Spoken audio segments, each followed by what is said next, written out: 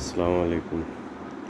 আমাদের চিটাগাং বিভাগে যে পরিমাণ বন্যা হয়েছে খাগড়াছড়ি, রাঙামাটি, বান্দরবন, কক্সবাজার, সাতকানিয়া, চিটাগাংয়ের অনেক জায়গাতে বন্যা পানিতে ডুবানো আছে এখনো।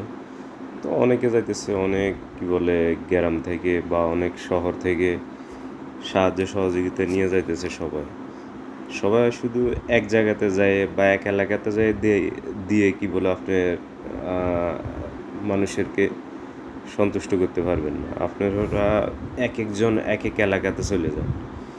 যেমন সাতকানিয়াতে যাইতে পারেন, বাঁশখালী, এসব জেলা যেগুলোতে আপনার লোক যায় পৌঁছায় না বা খাবারের এখনও অভাব আছে। অনেক মানুষ এখনও পানিতে বন্দি, ছোট বাচ্চারা, বৃদ্ধ মানুষ, এদেরকে আপনারা দেখেন।